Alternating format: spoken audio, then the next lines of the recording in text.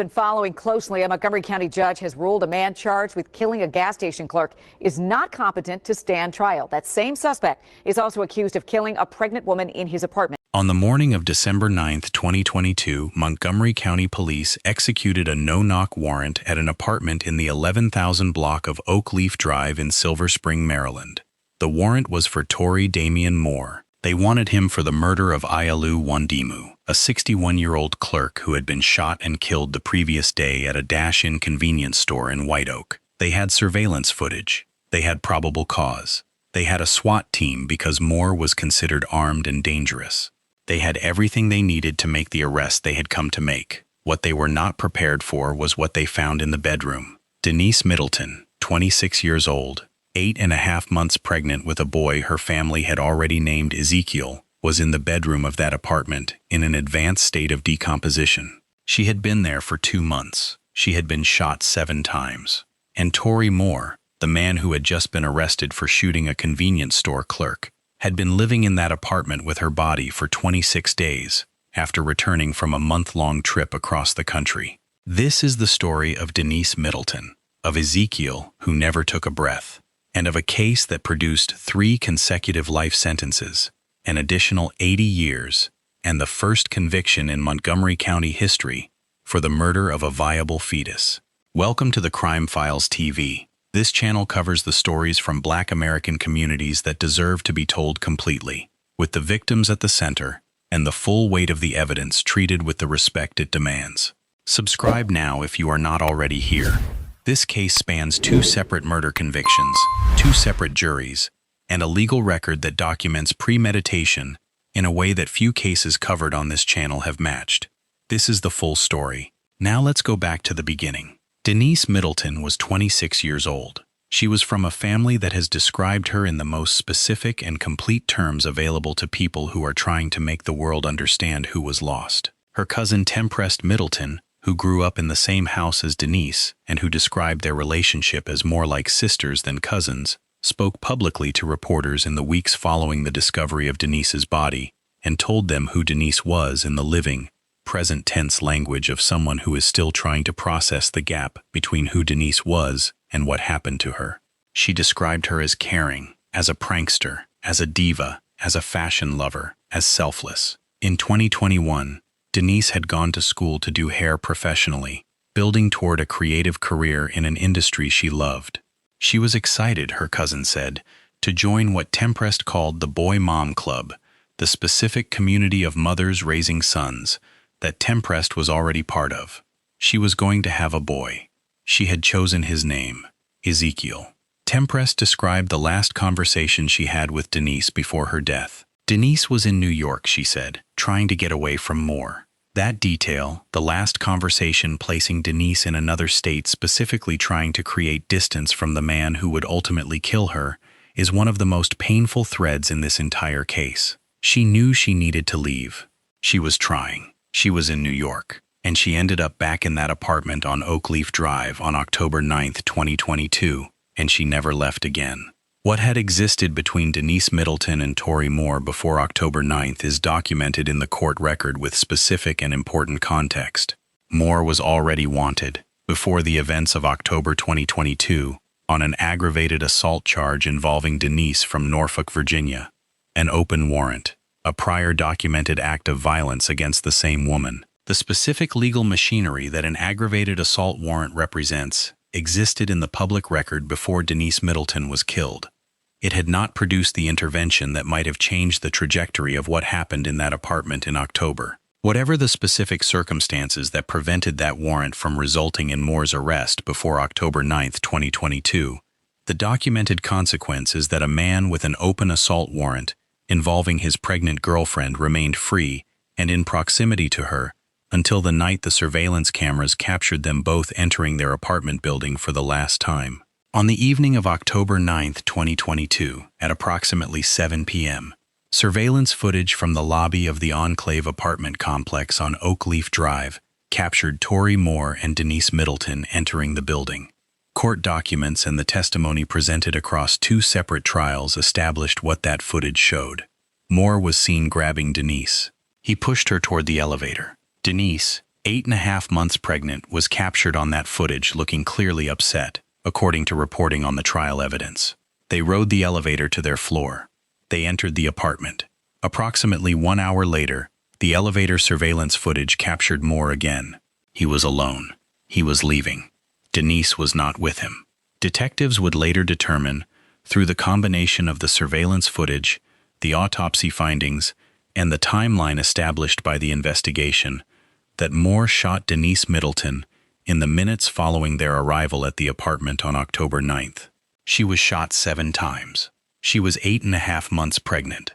The medical examiner who conducted the autopsy later determined that the fetus, Ezekiel, was approximately 38 weeks gestation at the time of Denise's death, and that he would have survived had Denise delivered at that point.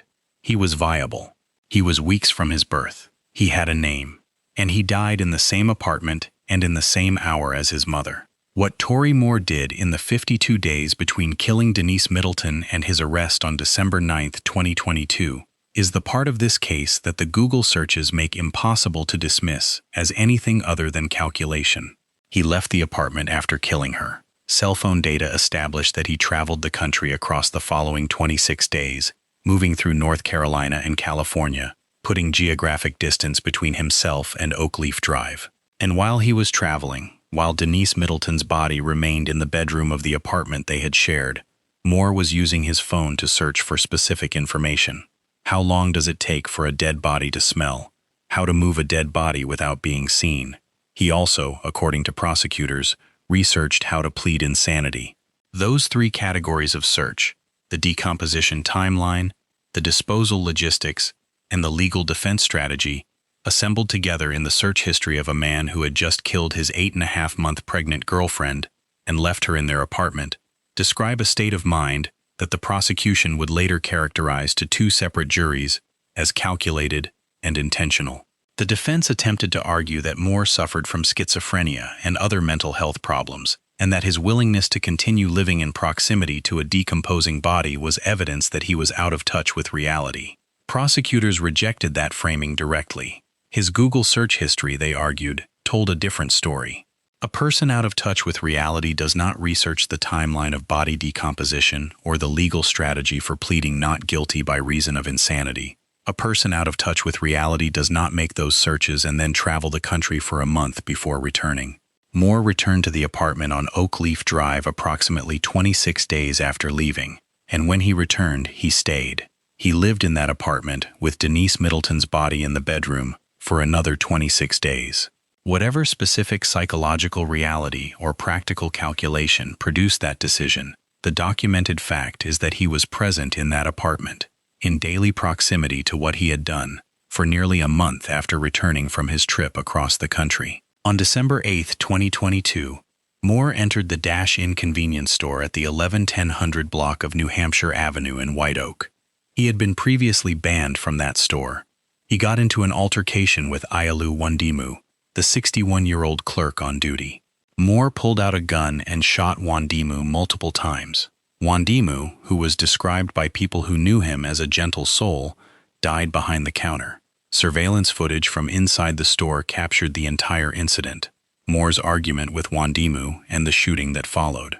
Investigators reviewed that footage and identified Moore as the shooter. They also established that he lived directly across the street from the crime scene. Given the footage and his proximity, and given that he was considered armed and dangerous, a SWAT team was assembled for the arrest. The following morning, December 9, 2022, that SWAT team executed the no-knock warrant at the apartment on Oakleaf Drive. They found a gun in one room. In the bedroom, they found Denise Middleton and the remains of her unborn son Ezekiel, in an advanced state of decomposition. She had been there for 61 days. Montgomery County State's Attorney John McCarthy addressed the press in the immediate aftermath of the discovery, describing the scene and confirming the charges that would be filed. He confirmed that Moore and Middleton had been in a relationship, that Middleton was 8.5 months pregnant, that the child had been determined to be Moore's, and that Moore had a history of domestic violence. The specific phrase "history of domestic violence," used by the state's attorney in his first public statement about this case, is the formal acknowledgement that what happened on October 9th did not emerge without a prior context, that there was a pattern that preceded the night the surveillance cameras captured Moore and Denise entering that elevator for the last time. Denise Middleton's family was navigating something in those first weeks after the discovery that most families in grief do not have to navigate. The state of decomposition of Denise's body meant that a traditional funeral, with an open casket, with the physical presence of the person they had lost and loved, was not possible. The family had to cremate her. Tempest Middleton addressed this directly, and with the specific grief of someone who understood what was being taken from the family in addition to Denise's life. She said this was robbing them of giving Denise a proper goodbye. She said that for their funeral, Denise had to be cremated, so they could not even have a visual of her body. The decomposition that resulted from 61 days in that bedroom, the consequence of Moore's decision to leave Denise there after killing her, rather than calling for help or turning himself in, extended its harm beyond her death and into the specific form that her family's mourning was permitted to take. The family also raised questions about the Enclave apartment complex itself. Tempest noted that the tenant portal where residents report issues had been undergoing maintenance from approximately the time Denise was likely killed until the time Moore was arrested. She described this as meaning that people could not report concerns during that period, and that maintenance staff were not following up on reports in the way they might otherwise have been. She said the apartment complex's failure to have a functioning reporting system and to conduct follow-up inspections had put the family in the position of not being able to locate Denise for 2 months. The Middleton family said publicly that they wanted the Enclave to be held accountable for the conditions that allowed Denise's death to go undiscovered for that length of time. Denise's father, Denise Middleton, was present at the press conference held after Moore's sentencing in June 2025. He said 4 words that contain the specific and permanent grief of a father who lost his daughter and his unborn grandson to a man whose prior violence against his daughter had already produced a warrant in another state. He said, "I'd really like to hear why." Moore had stayed quiet throughout his sentencing. He offered no explanation. He said nothing. And Denise Middleton, having waited 2.5 years from the December 2022 discovery to the June 2025 sentencing, sat in the aftermath of 3 consecutive life sentences and still did not have the answer to the question that every family in a case like this one ultimately wants answered. Not just how, why. The legal proceedings that produced those 3 life sentences were themselves a significant undertaking. Moore faced 2 separate trials before 2 separate juries. The first trial, concluding in May 2024, addressed the murder of Ayalew Wondimu at the Dash-In convenience store. That jury found Moore guilty of first-degree murder for Wondimu's death, along with related firearm charges. The second trial, concluding in November 2024, addressed the murders of Denise Middleton and Ezekiel. That jury convicted Moore of 2 counts of first-degree murder, for Denise and for her unborn son separately, along with 2 counts of use of a handgun in the commission of a felony, 1 count of crime of violence against a pregnant person, and 1 count of illegal possession of a firearm. The conviction for Ezekiel made legal history in Montgomery County. The Maryland medical examiner had determined that Ezekiel was a viable fetus at 38 weeks gestation, and that he would have survived had Denise delivered at the time of her death. Based on that determination, prosecutors charged Moore with a separate count of first-degree murder for Ezekiel's death. The November 2024 jury agreed. It was the first time in Montgomery County history that a person had been convicted for the murder of a viable fetus. That conviction acknowledged, in the most formal and permanent terms available to the legal system, that what Moore had done on October 9, 2022, was not 1 murder, but 2. He killed Denise. He killed Ezekiel. Both convictions stand. Judge Rachel McGuckian presided over the sentencing in June 2025. She described Moore's crimes as horrendous, a characterization that the documented record of this case, the surveillance footage of Moore grabbing Denise and pushing her toward the elevator, the 7 gunshot wounds found by the medical examiner, the Google searches about decomposition and body disposal, the month-long trip across the country, the 26 days living in the apartment with Denise's body, the shooting of Ayalew Wondimu the day before his arrest, makes entirely consistent with the evidence. She imposed 3 consecutive life sentences, meaning Moore must complete each life sentence before the next one begins. A construction that eliminates any practical pathway to release regardless of any parole eligibility that might theoretically attach to any individual term. She added an additional 80 years to run concurrently with the life sentences. Torrey Damien Moore was 34 years old at sentencing. He will spend the remainder of his natural life in a Maryland correctional facility. He will not leave. The judge ensured that with the consecutive structure of the sentences, Moore said nothing during the sentencing proceedings, offering no statement, no explanation, no words to the family of Denise Middleton or the family of Ayalew Wondimu, who were present or attending via video conference. Denise's sister, Chinita Coates, spoke after the sentencing and said what the verdict and the sentence had meant to her. She said simply, "I am glad he will not be free to hurt anyone else." The case of Denise Middleton also carries a dimension that the family identified in the immediate aftermath of her discovery, and that deserves to be named as part of the full account of how her death unfolded and why it remained hidden for 2 months. There was a prior aggravated assault warrant from Norfolk, Virginia. It existed before October 9th. It had not yet resulted in Moore's arrest. Temprest noted publicly that the last time she spoke to Denise was in New York, specifically trying to get away from Moore, which means Denise herself understood, in the final weeks of her life, that she needed to create distance. She was attempting to leave. The warrant was active. The system had the information it needed to intervene, and neither the open warrant nor Denise's own attempts to create geographic distance were sufficient to prevent what happened in that apartment on October 9th. This is a pattern that this channel has documented across case after case.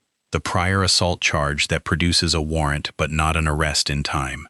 The woman who is trying to leave and is tracked down anyway. The specific and terrible gap between a legal document that says this man is dangerous and a physical reality in which he remains in proximity and contact with the woman he has already harmed.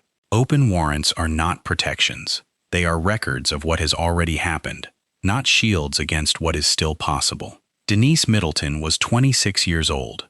She had gone to beauty school in 2021 because she wanted to do hair professionally, and she had the talent and the work ethic to make it happen.